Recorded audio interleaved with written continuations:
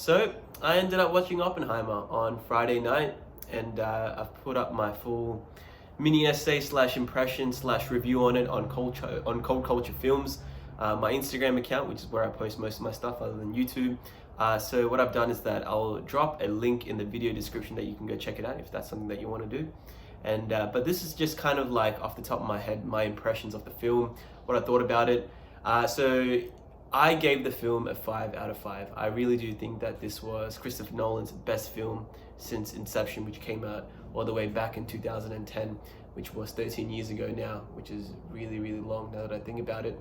And not that I think that Chris Nolan's films since Inception was bad. I think they were really good, but this is just the one that I felt like was just as good as Inception. So for me, my top 3 Nolan films now go, definitely number 1 goes to The Dark Knight, 2 goes to Inception, and 3 now to Oppenheimer. I am going to watch it again this Saturday, so maybe I might have a couple more new things that I pick up in my second watching.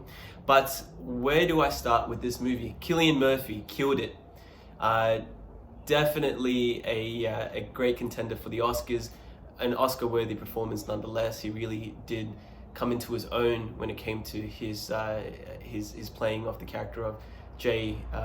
Robert Oppenheimer, and he really did bring a lot of the grief and the tragedy and the melancholy that the script really had in relation to, this is a very haunted man. He's haunted by his involvement in the Manhattan Project, and how even though what he did at that time he thought was the right thing to do still led to the death of I think the count for both Hiroshima and Nagasaki was about 110,000 according to what the film was saying. So Cillian Murphy, especially through his body language, his facial acting, was completely there. The cast was stacked. There's A-listers everywhere. There's Matt Damon. There was Emily Blunt. There was Florence Pugh, who did a really good job as kind of like this fling that that Oppenheimer had. And there was Rami Malek. That's the funny thing, because when you see a lot of these A-listers, you think that they will have a prominent role within the film. Not really. They're all supporting. Like Rami Malek only has probably 10 minutes, even less than that, of screen time, but he ends up being one of the crucial characters that kind of become important in that last act of the film. Even though he barely has any screen time. So that kind of speaks to the quality of Nolan's work and how much actors in Hollywood really would do anything, kind of drop everything that they're doing just to be in a Nolan film. So it's really good, because Nolan is really one of the great last film directors in my opinion.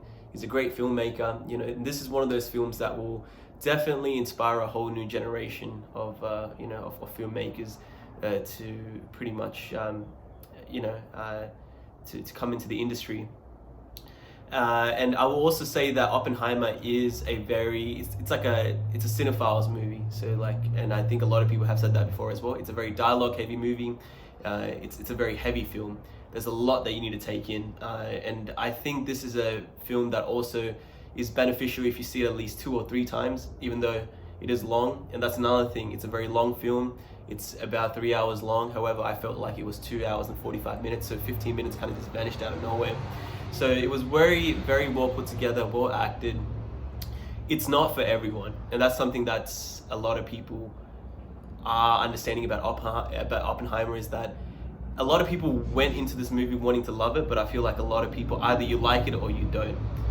It's not for everyone. I do see a lot of people getting bored throughout it. I remember when I hopped out of the cinema theater, one of the girls that was next to me was like, yeah, I liked how this movie was filmed. I liked a lot of things about it, but I wasn't a big fan of the story. But then in my head, I'm like, well, that's history though. You know what I mean? You can't change history.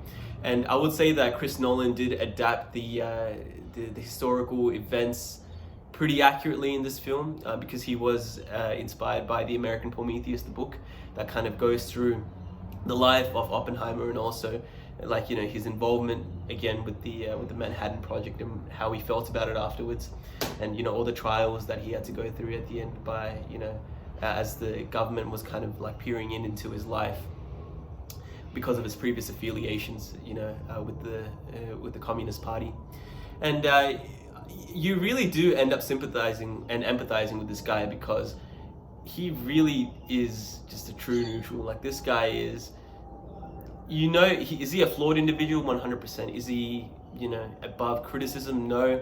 But you do know that all he wanted to do at the end was just to do the right thing.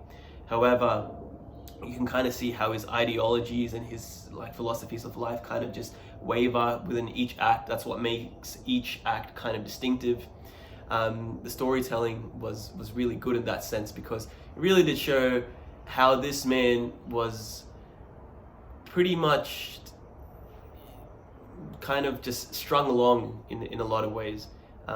He was led to believe one thing, and then, like, you know, his opinion shifted because of this and that towards this way and then that way. But at the end of the day, he was always, in my opinion, a little bit of a true neutral. And if you look at Jeremy Johns' video, I think he makes that observation as well, on how, like, Oppenheimer as a character, he just really wanted, like, the best for whatever situation that he was presented with, which in this case led him to creating the A-bomb.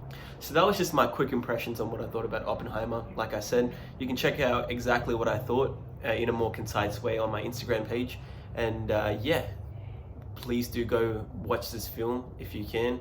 Like, I do think that great cinema does need to be supported no matter what. So if you can, I do heavily recommend that you do go watch Oppenheimer in a theater near you. All right.